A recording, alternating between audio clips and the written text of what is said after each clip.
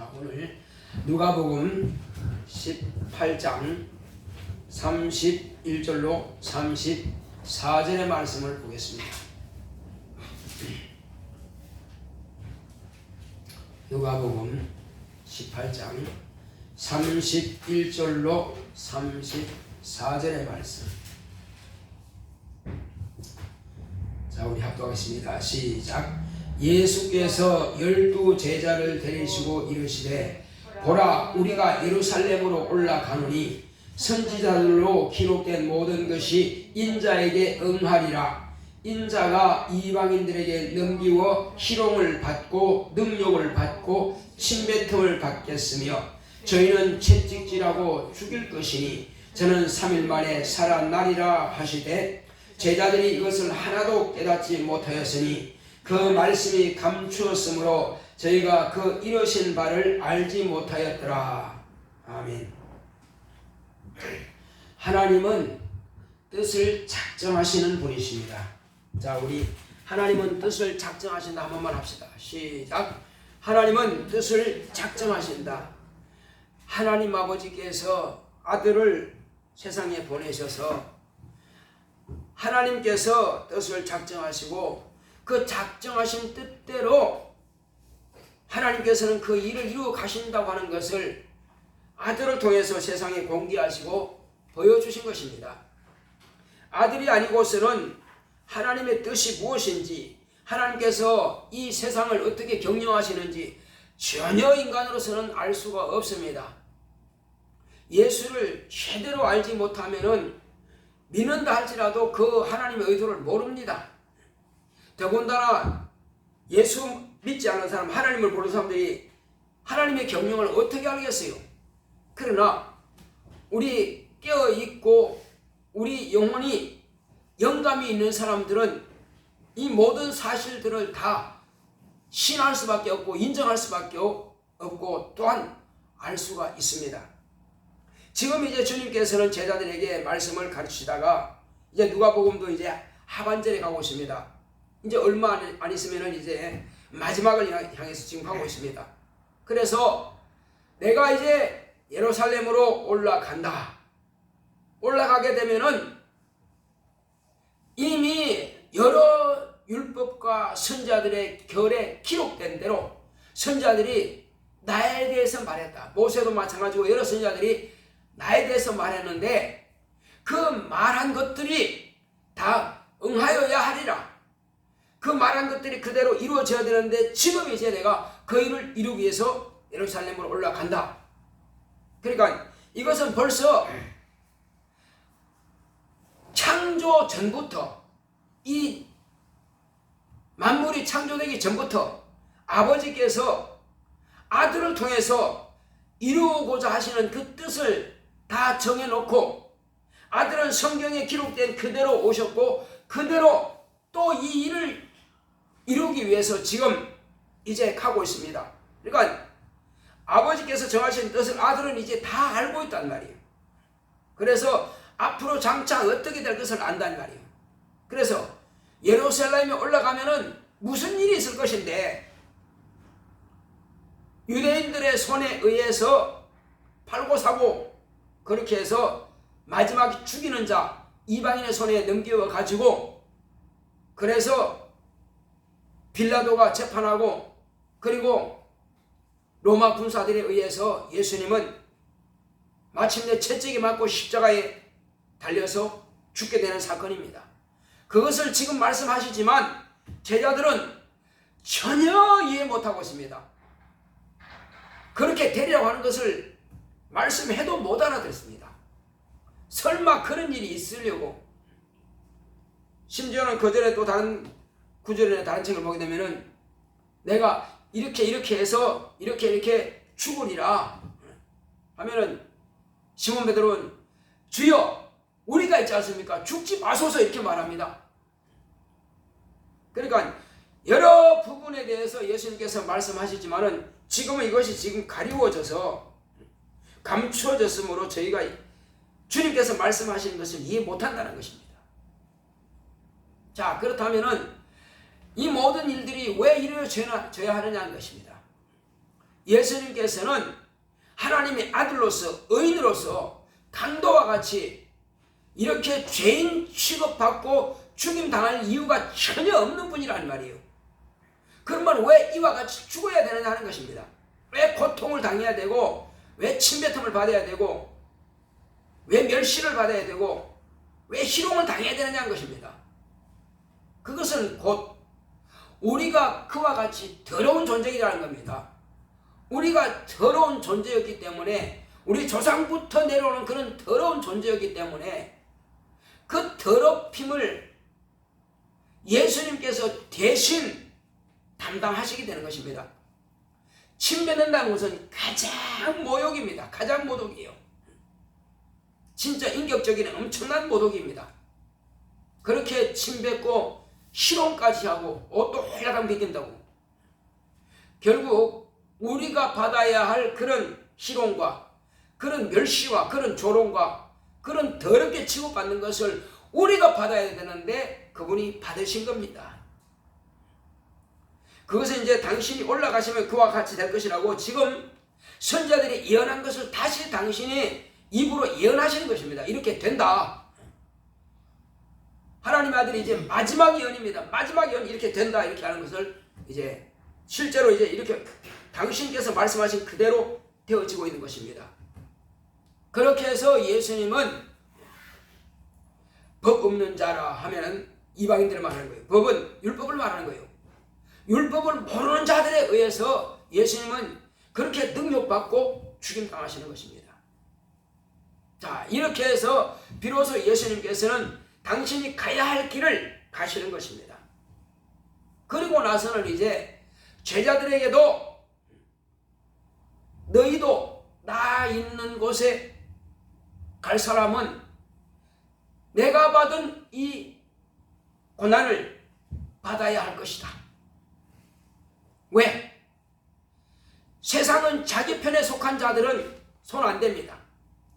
그런데 하늘의 법을 가져왔고 하나님께서 보내신 그 아들을 믿고 의지하고 순종하는 자들은 핍박을 한다는 것입니다. 지금 이 군사들은 예수님이 왜 죽는지도 모르고 죽이거든요. 마찬가지로 예수님을 믿고 순종하고 그 말씀대로 살려고 복음 전하고 예수님을 영접하고 예수님 뜻대로 하는 말씀대로 살려고 하면은 반드시 세상은 자기에게 속하지 않았기 때문에 세상은 예수님께 속한 자들을 원수 취급합니다. 아주 처절한 원수로 취급합니다. 그리고 예수 믿는 사람들이 복음 전하는 것은요, 마귀를 대적하는 거예요. 세상 임금의 그 아들을 빼앗아가지고 하나님께 바치려고 하니까 그냥 한마디로 말하면 예수님이 마귀의 원수였으면 우리 또한 마귀의 원수인 것입니다. 그러므로 결단코 우리를 그냥 두지 않습니다. 어떻게든지 예를 들어서 취업을 했다 그러면은 직장 상사로부터 이런저런 내가 원치 않는 것들을 다 당할 수 있고 그렇게 어려움을 당할 수 있습니다. 우리는 근데 왜 당하는지도 모르고 당하고 있단 말이에요. 그러나 사람을 통해서 우리를 괴롭힙니다. 누가 괴롭히냐? 마귀란 놈이 그래요. 내가 말 못할 만한 사람들, 내 윗사람을 통해서 그렇게 우리가 괴롭힘 당하고 있습니다. 군대만 가는 그런 것이 아니라 올라도 마찬가지요. 더군다나 예배를 잘 드리려고 하면 더 피곤하게 더 지치게 만들고 또 복음 전하려고 그러면은 그것 때문에 더 욕먹고 한마디로 말하면은 진짜 누구 말 따라서 말한다면은 지랄 맞다 할 정도로 그렇게 고통스럽게 하는 것입니다. 그 평소에 그러면 그렇게 악한 사람이냐? 그렇지도 않아요. 그런데 꼭 내게 대해서만 그렇게 거품 물고 그냥 싫어하는 그런 경우가 있습니다. 결국은 그 사람을 써서 나를 괴롭게 하는 것입니다. 심지어는 가족도 그럴 수가 있어요. 가족도 그럴 수 있습니다. 직장 상사가 그럴 수 있고요. 그러니까 내가 어찌할 수 없는 사람들이 나에게 그렇게 고통을 줄 수 있습니다. 그뿐이 아니에요. 이제는 그들은 눈에 보이는 사랑이기 때문에 어떻게 그 사람을 피하면 되겠지만은 이제 눈에 보이지 않는 존재들이 또한 그렇게 한다 이겁니다. 눈에 보이는 사람 같으면은 피할 수나 있지. 눈에 보이지 않는 사람, 눈에 보이지 않는 사람은 어떻게 피하냐고요. 멀리 있는 것도 아니고, 멀리 있으면 피하면 됩니다. 근데 멀리 있는 게 아니고 그놈들이 내 안에 들어와 있으니까 그 피할 길이 없죠. 피할 길이 없습니다. 그러면 이걸 어떻게 하느냐 말이에요. 이것은 내게서 어쨌든 쫓아내야 됩니다. 내보내야 돼요. 그런데 왜 들어왔느냐 하는 것부터 우리가 알아야 됩니다. 우리는 때로는 마음으로, 때로는 행동으로, 때로는 생각으로 나는 전혀 인식하지 못하는 상태에서 하나님과 나 사이에 담이 생기도록 그런 죄를 내가 지른단 말이에요. 그 엄청나게 큰 것 같으면 다 내가 기억하고 이해하죠. 근데 엄청나게 큰 것이 아니라 지극히 적은 부분에서 어떤 경우에는 저 사람에 대해서 판단하고, 어떤 사람은 어떤 경우는 미워하고, 어떤 경우에는 그 사람에 대해서 원망하고, 누군지는 모릅니다. 차 운전하고 가는 사람이 될 수도 있고, 그런 누군지 모르겠지만 그런 경우에 나도 모르는 상태에서 죄를 지었단 말이에요. 생각으로, 아니 말 한마디 아니고 생각으로 죄졌어요. 그러면 그것을 내 항상 나를 추적하고 따라다니는 영이 싹 들어옵니다. 그러면 그때로부터 그놈이 어떻게든지 나로 하여금 고통스럽게 끌어가는 것이 또 그놈이 하는 것입니다. 그러니까 마귀는 우리 주변에다가 그런 마귀의 병사들을 수없이 배치해 놓고 있습니다. 죄만 지으면 바로 들어갈 수 있도록 이렇게. 그러니까 우리가 깨어있지 않으면 이런 마귀의 종자들한테 당할 수밖에 없는 게 우리의 입장입니다. 그래서 주님만 이렇게 억울하게 당한 것이 아니라 우리 또한 마찬가지입니다. 예수 믿는 이후로부터, 그러니까 예수 믿기 전에는 참 사업도 잘 됐던 사람이에요. 잘 됐는데 어떤 경우에는 이제 성령의 감동 받아가지고 이제 신학교 들어가서 뭔가 이제 하나님의 뜻대로 한번 해보려고 하니까 그때부터는 사업도 엉망진창이 되고 망하고 가족들도 힘들어지고 자기 몸에 없던 병도 생기고 이렇게 된다는 거예요. 왜? 마귀란 놈은 포기하도록, 너 신학하려고 하면 포기해라, 너 목회하려고 포기하라, 아주 그냥 적극적으로 방해한다는 거예요. 그런 감정을 참 많이 들었어요. 그래서 그만둬버릴까, 그냥 그만둬버릴까 하는 게 그냥 꿀떡같이 생긴다는 거예요. 그러나 성령께서 내 마음을 감동하시니 내가 어떻게 하랴. 힘들지만 막 차고 나가면 결국 이깁니다. 차고 나가지 못하면 결국은 손 들고 말죠. 목사 되는 사람만 그런 게 아니요, 모든 성도들은 다 그와 같이 애매히 고난을 당한다는 겁니다. 이유 없이 고난을 당한다는 겁니다. 마귀란 놈은 그렇게 우리를 아주 그냥 하나님께서 뱀에게 너는 종신토록 흙을 먹을지니라, 그러니까 사람을 신문을 씹듯이 잘근잘근 씹어서 고통스럽게 한다는 거예요. 그러나 다행히 우리는 예수님께서 오신 이후로 우리가 태어났기 때문에 등이 믿음만 있으면 극복할 힘이 있습니다. 할렐루야. 이거 진짜 위로입니다. 예수께서 오시기 전에 그냥 당할 수밖에 없는 거예요. 그냥 율법으로 짐승피 드리고 하나님 나 좀 불쌍히 여기달라고 그거 할 수밖에 없어요. 약속도 없고 보장도 없지만 막 소리 질러서. 그러나 그들도 그렇게 이겨냈어요. 여러 선자들 보면은 말도 못하는 고통을 많이 당했습니다. 우리는 그에 비하면 진짜 아무것도 아니죠.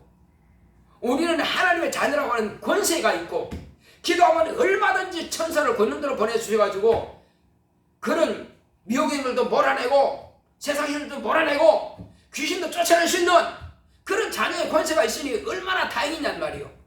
그전에는 그냥 백성이고 종의 신분일 뿐이니까 어떻게 대책이 없죠. 그러나 우리는 이런 죄까지라도 회개한다면 싹 없어지는 것입니다. 그들은 육체의 죄를 지어서 짐승의 피를 드렸다 할지라도 영의 죄까지 그들의 영원토록 영의 죄는 감당이 안 되는 것입니다. 처음부터 영의 죄는 몰라요. 그러니 그냥 마귀의 밥이고 귀신의 밥이죠. 그냥 당할 수밖에 없는 겁니다.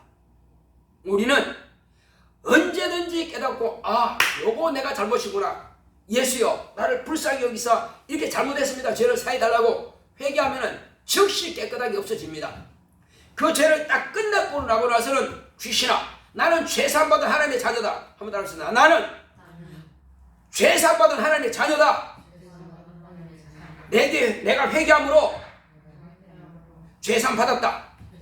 그렇죠. 이건 주장할 수 있습니다. 내 권리니까. 그렇게 주장하고 쫓아버리라는 말이에요. 저도 가끔 보면은 오늘 아침에도 어제가 머리가 따끔따끔하더라고. 오늘 아침에 오나 엄청 아프더라고. 뭐 찌는 것이 따끔따끔해요. 근데 나는 순간적으로 들어왔구나. 아주 순간적으로 야이 처지받은 것이나 나는 하나님의 아들이야. 너 어느 틈에 들어왔어. 나가라고 막 소리 지르고 주여 다시는 아프지 않도록 지는 게 치료했어. 그냥 손을 기도하니까 그냥 싹 치료된 겁니다. 너무 감사해요. 이런 권리가 있다는 게 얼마나 감사하냐는 말이에요. 얼마든지 사용할 수 있는데 우리는 사용할 수 있어요. 또 무거운 화물 들다가 허리가 아프더라고. 많이 좀 아팠는데 계속 기도하고 축사하고 귀신을 나가라고 주님께서 치료달라고 기도하는 것 많이 좋아졌어요. 그러니까 우리는 내게 주신 이 권리를 얼마든지 사용할 수 있습니다. 이게 무슨 돈도 가는 것도 아니고 뭐 힘드는 것도 아니고 많은 시간 걸리는 것도 아니고 간단해요. 귀신만 쫓아내고 손 얹고 말씀하신 대로 그냥 기도하면 되는 거예요. 너무너무 쉬운 걸 우리가 얼마든지 사용할 수 있습니다. 그것 또한 가족들도 그렇게 사용할 수 있도록요. 각자 문제는 각자가 주님 앞에 기도하는 겁니다. 우리는 또 그들이 믿음 없을 때는 우리가 기도해서 하나님 성령으로 감동해달라고 우리는 기도하는 거예요. 그래서 하나님께서 성령께서 그들의 마음을 감동하시고 움직이시도록 이건 바로 우리가 도구로 하는 기도입니다. 도와서 기도하는 거예요. 도와서. 중보는 예수님께서 하늘 보좌에서 중보 기도하는 것이고 아버지 앞에. 그러나 우리는 중보는 아니지만 우리는 도구해서 주여 저의 믿음을 끌어올려 주시고 저의 마음을 감동시키사 주님을 온전히 의지하게 해달라고 저에게 믿음 달라고 우리는 기도할 수 있습니다. 그래서 믿음 없는 자들을 위해서 간절히 기도하고 또 우리가 전도할 사람들을 위해서 간절히 기도하고 한다면은 하나님께서 그때그때마다 역사하십니다. 우리는 어렵다고 생각하고 안 될 것이라고 생각하고 아예 지레 미리 자포자기하기 때문에 그래서 힘드는 거예요. 사람의 손보다도 하나님의 역사는 더 빠를 수 있습니다. 그래서 우리는 힘들지라도 우리 자체가 본래 세상의 육체는 있지만은 이 세상은 나에 대해서 결코 호락호락하지 않습니다. 결코 나를 그냥 놔두지 않는단 말이에요. 세상이 그래요. 그러니까 세상이 나를 봐줄 것이라 아예 기대를 하지 말자는 것입니다. 세상은 본래 나의 원수입니다. 심지어는 뭐까지입니까? 내 육체도 내 원수예요. 영혼의 원수입니다. 육체의 생각은 하나님과 원수가 되나니 했습니다. 하나님 앞에 순종하지 못한다고 합니다. 육체의 생각은 그렇다는 것입니다. 그러면 우리는 어떤 생각으로? 성령의 생각으로만 내 육체를 극복할 수 있습니다. 육체의 생각도 자꾸만 성령의 생각을 배제하게 만들고 하나님의 말씀을 배제하게 만들고 말씀 들은 것을 다 잊어버리게 만들고 말씀 들은 것대로 순종하지 못하게 방해하는 것이 바로 육체의 생각입니다. 그러니까 원수가 멀리 있는 게 아니고요. 내 자신이 원수입니다. 한마디로 내 자신이 원수예요. 하나님 말씀대로 살지 않으면 내 자신이 원수란 말이에요. 얼마나 힘들겠어요. 그러니까 멀리 있는 남이 같으면은 안 만나면 되고 그냥 말 안 들으면 되는 거예요. 근데 그것이 내 안에 있다면은 그것이 내 육체의 생각이라면 그거 어떡하냐는 말이에요. 그래서 이 생각을 하나님과 원수가 된 생각을 내가 바꾸지 않으면 안 되는 겁니다. 바꿔놔야 돼요. 어려울지라도 바꿔놔야 됩니다. 오늘 피곤하니까 좀 쉬고 싶다. 그건 육체의 생각이에요. 그러나 나는 살아야 돼. 나는 오늘 기도해야 돼. 나는 말씀의 은혜 받아야 돼. 나는 그 말씀으로 살 수밖에 없어. 내가 기도 안 하면 누가 기도하겠어? 내가 하나님의 관심 못 끌면 누가 관심 끌겠어? 하나님께서 나를 우리 집에 목자로 세웠다면은 내가 안 가면 누가 하냐고요. 내가 기도 안 하면 누가 하고, 내가 하나님께 회개 안 하면 누가 하고, 내가 불쌍히 해달라고 기도 안 하면 누가 하겠냐고요. 내 형제들이 그걸 알고 하겠어요? 나보다 내 집을 더 잘하는 사람 누가 있겠냐고요. 그러니 힘들지라도 피곤하고 지칠지라도 교회 와서 기도할 수밖에 더 있습니까? 집에서 기도 잘 되면 기도해도 괜찮아. 집에서 해도 됩니다. 그러나 집에서 기도하는 것이 과연 교회에서 기도하는 만큼 되겠느냐 하는 것입니다. 어떤 사람들은 집에서도 몇 시간씩 기도하는 사람도 있습니다. 그거 참 다행이죠. 근데 그렇게 하는 사람들은 또 교회 당연히 나오게 돼 있죠. 왜? 성령 충만하니까. 자, 그래서 우리는 내 힘들어 안 될 때는 하나님을 의지합시다. 내가 정말 어려울 때 교회 와서 엎드립시다. 하나님께서는 이 교회를 당신의 몸이라고 인정하십니다. 당신의 몸된 교회에 와서 기도하시면 주님께서 받으십니다. 물론 급할 때는 사업장에서 기도할 수 있어요. 급할 때는 병원에 가다가도 기도할 수 있어요. 누구나 다 마찬가지예요. 또는 운동하다가도 기도할 수 있습니다. 급할 때는. 그러나 진지하게 막 더 세밀하게 더 간절히 기도할 때는 교회 와서 엎드려서 그냥 예배 있는 날이든 없는 날이든 상관없고,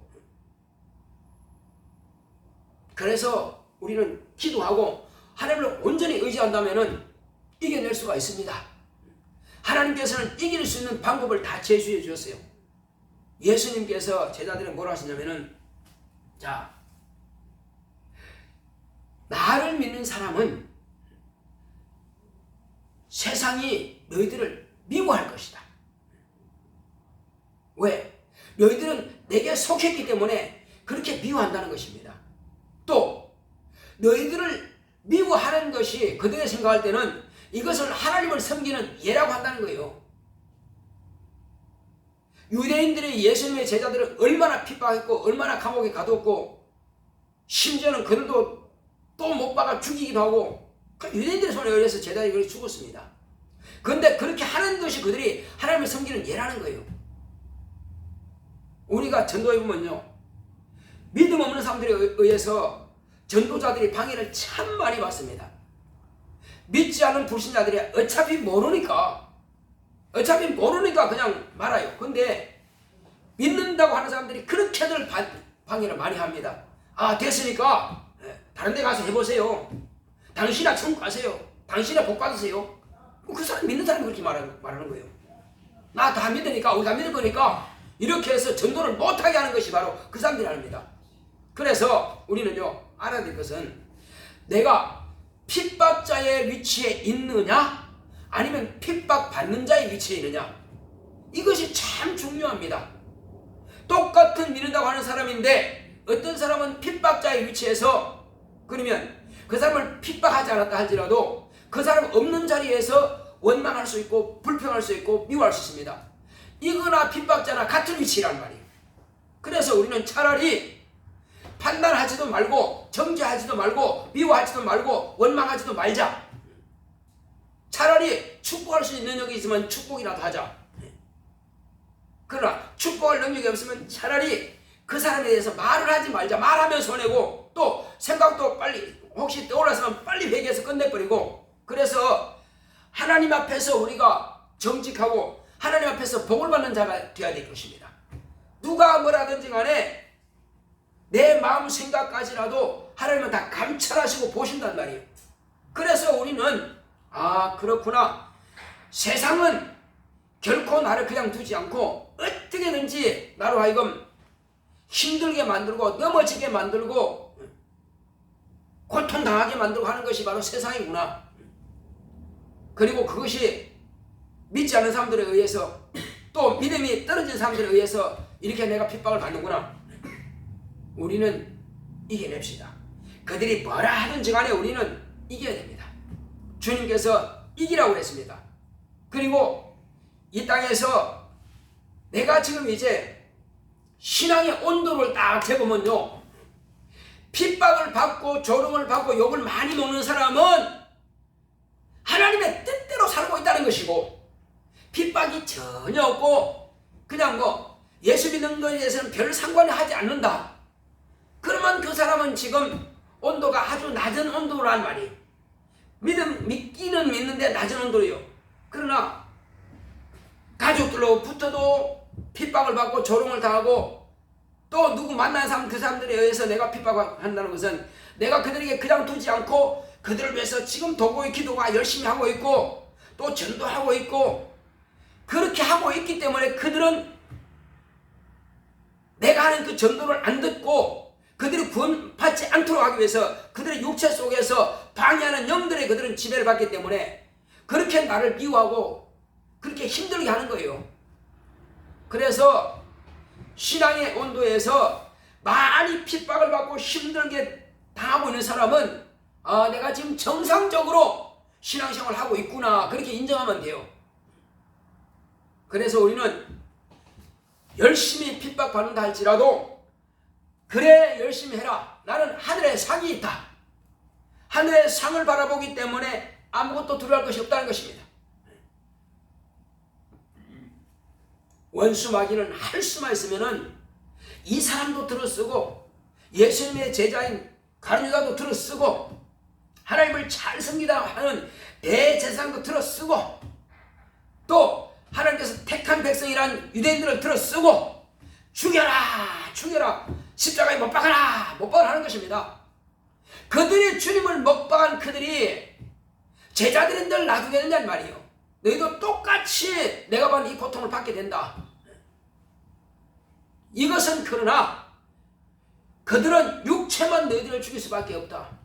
그러나 영혼과 육체까지 지옥에 멸하시는 그 하나님을 두려워하라. 결코 인간은 두려워할 필요가 없다. 단호하게 말씀하신 것입니다. 우리는 사람이든 귀신이든 마귀든 두려워할 존재가 아닙니다.